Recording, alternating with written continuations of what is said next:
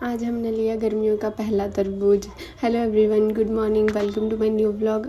आज के ब्लॉग की शुरुआत होती है आव्या के नहाने से। आव्या उठते ही बोलने लग गई कि मम्मा मुझे सूट पहनना है, मुझे सूट पहनना है।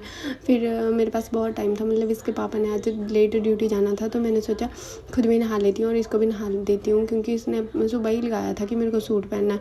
फिर मैंने बोला इसको कि चलो तो सूट पहनना है तो पहले नहा लो। फिर मैंने इसको नहा लिया और फिर इसको अच्छे से मॉइस्चराइजर सनस्क्रीन लगा के इसकी कॉम्ब कर ली। इसको पता नहीं क्या ही आजकल ऐसी लगी रहती है कि सूट पहना दो। पहले तो येलो सूट ले आई और मैंने इसको बड़ी मुश्किल से समझाया कि वो अब गंदा हो गया है, उसको धोना है। फिर बोलती तो वाइट सूट ही पहना दो। फिर ये सूट पहन के हो गई थी यार। और DID लिटिल चैम्प देख रही थी तो उन्हीं के जैसे डांस कर रही थी और बोला मेरे को साड़ी लगा दो सूट के ऊपर। इसके पापा साइड में ऑफिस का काम कर रहे थे।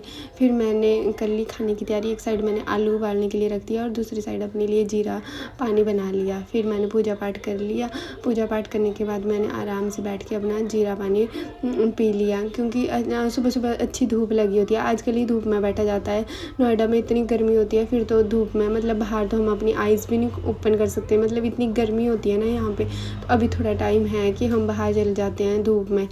फिर मैं आ गई किचन में, मैं लगी फिर ब्रेकफास्ट बनाने। ब्रेकफास्ट में आज सिंपल सा ही बना रही थी, आलू और बीट रूट के परांठे। और मैं आलू और बीट रूट को आटे में ही गूंद रही थी, मतलब ऐसे ही बना रही थी। ऐसे आप अगर परांठे बनाओगे ये बहुत ही सॉफ्ट बनते हैं और बहुत मतलब ऐसे बनते हैं कि बच्चे बूढ़े सब इसको बड़े आराम से इजीली खा लेंगे, मतलब बहुत ही सॉफ्ट बनते हैं ये। इसी में आटा गूंद दिया, इसी में मैंने सारे मसाले डाल दिए, हींग डाल दिया, नमक मिर्च किचन किंग वगैरह जो भी है हमारे पास, देगी मिर्च हरा धनिया वगैरह सब कुछ डाल दिया इसी में और इसी को गूंद लिया। आप इसमें पानी मत डालना, क्योंकि आलू में और बीट रूट में पहले से ही पानी होता है, तो इसमें अलग से पानी डालने की ज़रूरत नहीं होती, ये ऐसे ही मिक्स हो जाता है। और थोड़ी सी अजवाइन ज़रूर डाल दें। फिर इसको ऐसे ही मिक्स करना। और अगर आपको ज़रूरत पड़ेगी थोड़ा सा तो थोड़ा सा ऑयल डाल देना इसमें, लास्ट में थोड़ा सा ऑयल डाल देना, इससे बहुत ही सॉफ्ट बनते हैं परांठे। अगर आप ऐसे डो बनाओगे, अगर आप इसमें पानी मिलाओगे तब तो फिर आपका ये आटा वेस्ट हो जाएगा, क्योंकि इसमें पहले से ही पानी होता है, तो इसमें बिल्कुल पानी डालने की ज़रूरत नहीं होती है।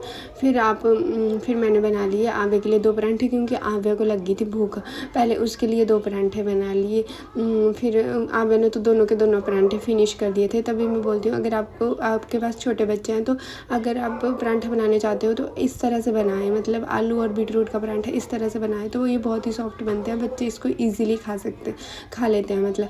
फिर मैंने 2 परांठे आव्या के लिए बनाए और फिर लगी मैं फिर से आटा गूंदने। आटा मैं फिर से इसलिए गूंद रही थी क्योंकि मेरे हस्बैंड को ऑफिस जाना था, उनको लंच लेके जाना था।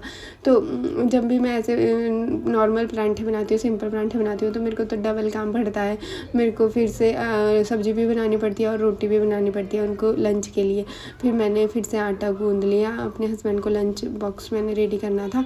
आटा गूंद के फिर हम चले गए। फिर अपने हस्बैंड को ऑफिस भेज दिया, उनका लंच पैक करके वो चले गए ऑफिस। और फिर हम चले गए, फ्रूट्स वाले भैया आए थे नीचे, तो हमने सोचा थोड़े से फ्रूट ले लेते हैं। हम चले गए नीचे।